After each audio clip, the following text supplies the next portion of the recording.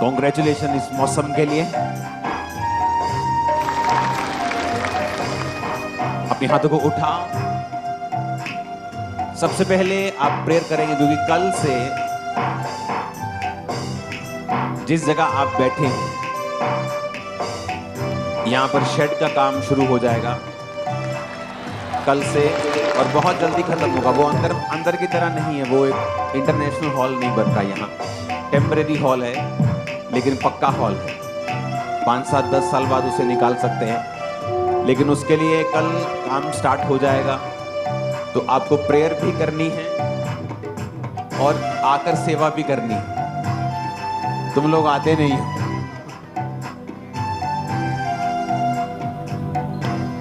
मैंने आपको शायद ये गवाही दी हुई है कि एक बंदा था वो, और उसे लेके आए चर्च में क्योंकि उसके पापा की डेथ हो गई दुष्ट आत्मा की वजह से। उसको खेल आने लगी, सोचा मेंटली कुछ प्रॉब्लम है। मेंटल के डॉक्टर के पास, ब्रेन डॉक्टर के पास ले गए, हल नहीं हुआ, दवाइयाँ दी, हॉस्पिटलाइज हुआ, डेथ हो गई। सेम अटैक बच्चे भी होने लगे, लड़के भी होने लगे, क्योंकि वही लड़का था, सबसे बड़ा वही था। जब वो मरने पे आया तो चर्च में आया, और चर्च में जब मेरे पास आया तो मैं चर्च में सेवा कर रहा था। कहते इस पे प्रेयर कर दो। मैंने कहा प्रेयर की जरूरत नहीं, से बोलो वहां पे मिट्टी की सेवा कर चल। और मिट्टी की सेवा करने के बाद वो लड़का पूरी तरह से हील हो गया। तो आपको, क्योंकि कल से यहाँ पे हॉल का काम शुरू होगा, फिर यहाँ खत्म होगा, तो जो क्रिकेट ग्राउंड है वहां पे होगा। क्योंकि अंदर जो आने वाली बारिशें हैं, क्योंकि अभी तो आज अगर बारिश होती तो चर्च के हम अंदर होते, लेकिन मौसम सुबह ओके हो चुका था तो चर्च के बाहर फिर मीटिंग करने का फैसला किया।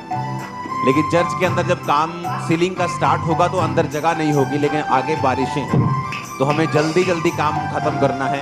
आपको अपने बीजों को बोना है, अगले 3 महीने में काम खत्म होना है। तो ये करोड़ों का खर्चा है, लाखों का नहीं। तो आपको दिमाग में सब बातें रखनी है और खुद आकर सेवा करनी है। सिर्फ बीज से भी काम नहीं चलेगा। जब बीज बोने के लिए आओ तो खुद सेवा करो, आके कुछ भी करो, लेकिन करो, आप ब्लेस हो। आमीन ऊंचे वाला चाहिए। हालेलुया। क्योंकि उसमें कोई भी साइंस नहीं है, वो सीधा सीधा स्ट्रक्चर है, वो बस खड़ा करते जाएंगे और आगे चलता जाएगा। लेकिन वो वाटरप्रूफ होगा, कोई बारिश तूफान है तो हम आराम से उसमें बैठ सकते हैं, कोई दिक्कत नहीं। तो प्रार्थना करना है, बीज बोना है, आके सेवा करनी है खुद। हालेलुया। अपने हाथों को उठाओ। जो गवाहियां मैं सुनूं, जो वचन मैं सुनूं, मेरी जिंदगी में 100 गुना फलों को लेके आ। हमारे पास 2 बेबी की टेस्टिमनी और एक दूसरी टेस्टिमनी, तीनों को खड़ा कर दो। तीनों टेस्टिमनीज खड़ा कर दो जल्दी जल्दी से। बोलो जो कुछ आज मैं सुनूं मैं सेम न रहूं, प्रभु यीशु मसीह के सामर्थ्य नाम में। आमीन। ऊंचा ये आशीष आपकी है चर्च। धूप में बैठे हो आज, मजा आ रहा है ना? काले होने का डर तो नहीं है? मुझे तो बिल्कुल नहीं है। हालेलुया। विटामिन डी मिल रहा है आपको आज।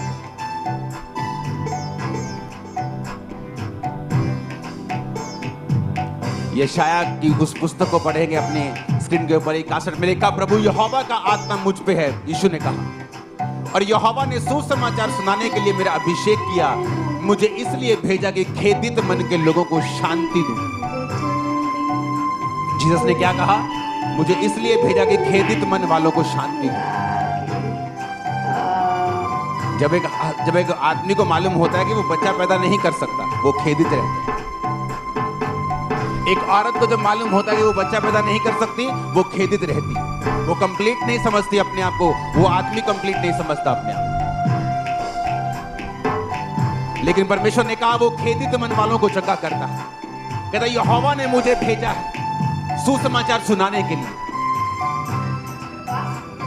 बाइबल कह रही है, उस आखिरी आयत को, उस आखिरी लाइन को हम पढ़ेंगे, इकसर की 1।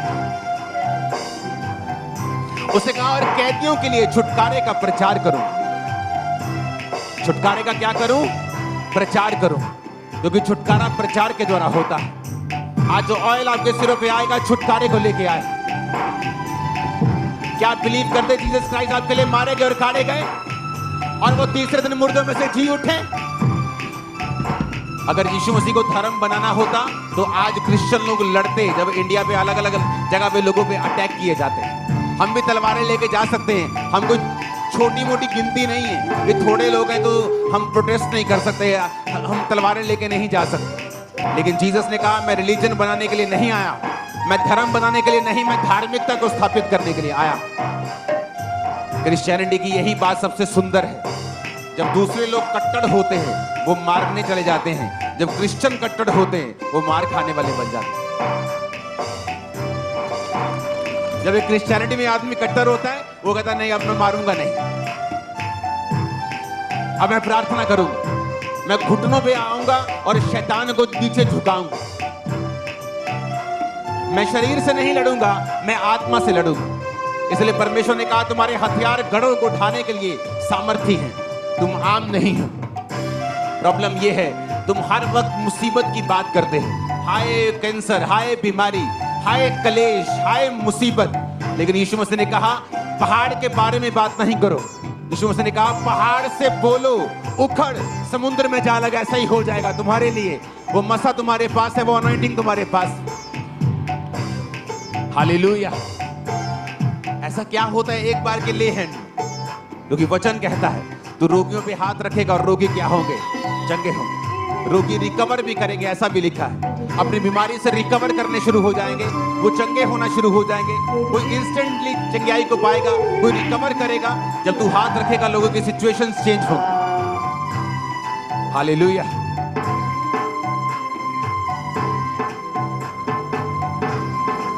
ऊंची आवाज में बोलो थैंक यू जीसस।